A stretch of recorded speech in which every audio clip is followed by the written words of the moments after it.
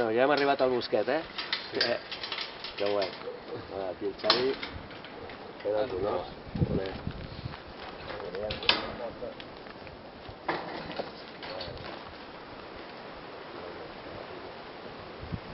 Estem aquí al Bosquet, a l'Alt Empordà, amb aquest paisatge tan meravellós, acompanyats d'en Sisu, de l'Oficina d'Habitatge de la Cooperativa Integral Catalana, i d'en Xavier, el propietari del Bosquet, que ara ens explicaran una mica de què va tot això del projecte del Bosquet. Doncs sí, inici d'un nou canvi de generació, ja que nosaltres, jo desgraciadament vaig tindre un accident que vaig perdre part de la vista i ara no puc fer-me càrrec. I va ser aquí que ens vam posar en contacte amb la Cooperativa Integral Catalana i ara iniciem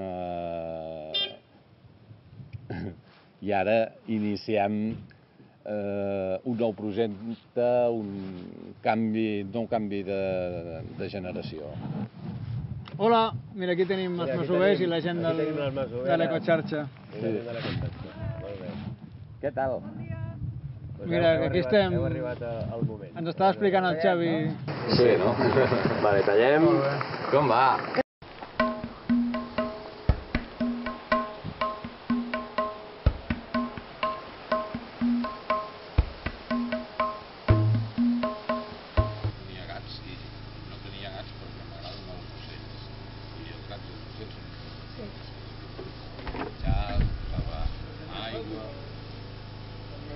No, els ocells salvatges. I van molts d'insectívors, i els insectívors, aquesta maco, i molts d'insectívors, llavors.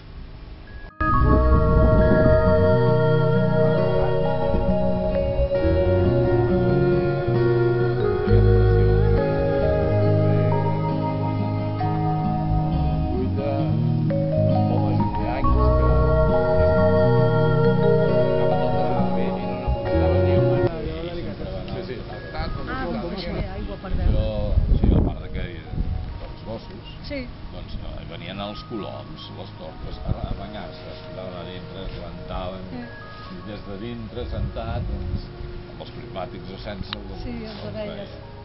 Que maco. Bueno, haurem d'anar en compte amb els gats, però bueno.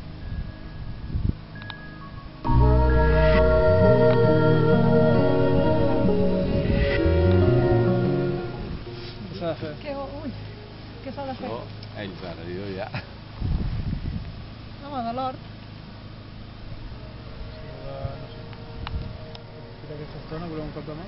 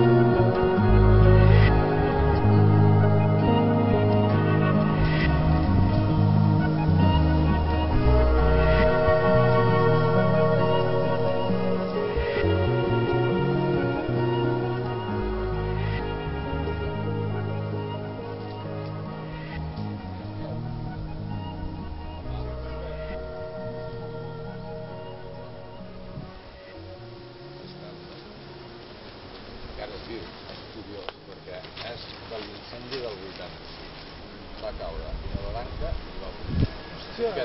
És d'allà, una branca caiguda planera i l'altra que surt. És el mateix? Sí, va trencar d'allà, va caure i va quedar viu i va brotar i segueix. Per tant, ja porta dos grans incendis.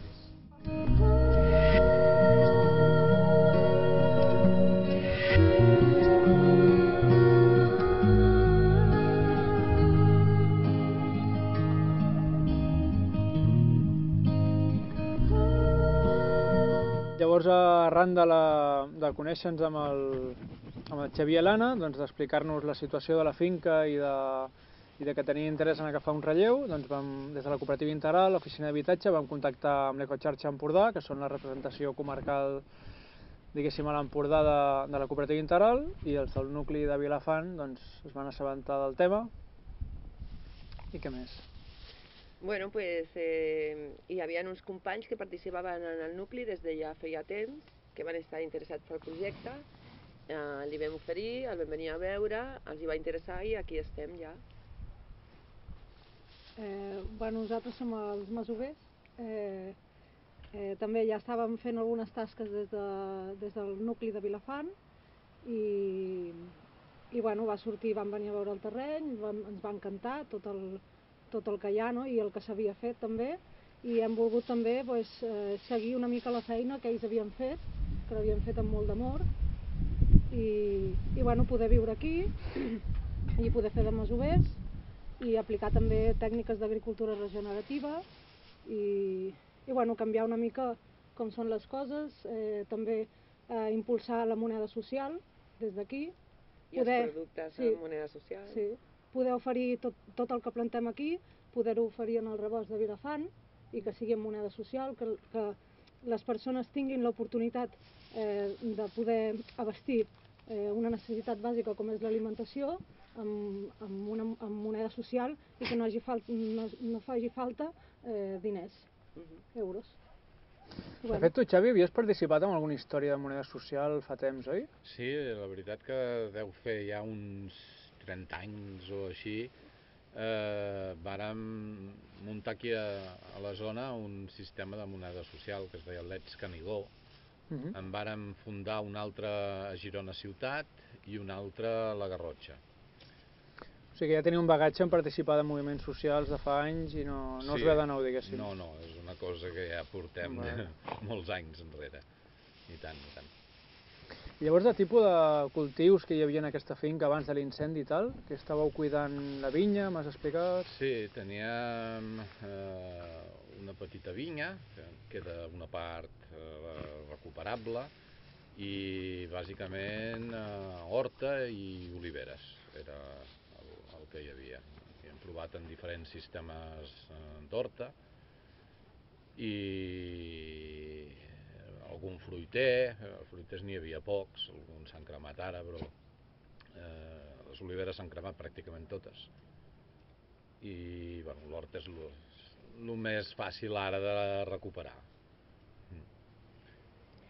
Nosaltres des de la Ecoxarxa Empordà volem agrair a en Xavier i a l'Anna que haguessin pensat en la cooperativa integral catalana com tant d'altres espais que estan abandonats, i des d'aquí fer una reivindicació d'aquests espais perquè es posin a l'abast de les persones i que pugui haver una organització des de baix i que les necessitats bàsiques no estiguin tan fora del nostre abast com que comencen a ser. I aquest agraïment des de l'Ecoxarxa i des de la cooperativa i que el teu exemple s'expandeixi i que moltes persones pensin en aquest fet que aquests jocs es poden aprofitar i que poden ser rendibles per la gent local. I tant. Sí, de fer una crida també a la gent que té d'alguna manera recursos d'aquest tipus, que sàpiguen que hi ha una manera de fer-ho i que aquesta manera pot ser a través de la cooperativa integral catalana. I sobretot des de lo local, perquè aquests projectes a vegades ens pensem que com que la cooperativa s'estén, vull dir, aquesta visió de que les persones que estan participant als nuclis, que siguin elles les que per proximitat, per lo local, puguin disfrutar i puguin gaudir i fer gaudir a la resta de persones que viuen al territori d'aquestes. Moltes gràcies, des de la cooperativa, des de l'Ecoxarxa. Des del nostre punt de vista sempre hem considerat que si abans de deixar-ho abandonat, com s'està fent en moltes finques, que és una opció vàlida, que es dona vida i és una manera de començar un altre cop i seguir mantenint el territori. És impressionant la quantitat de finques que hi ha abandonades.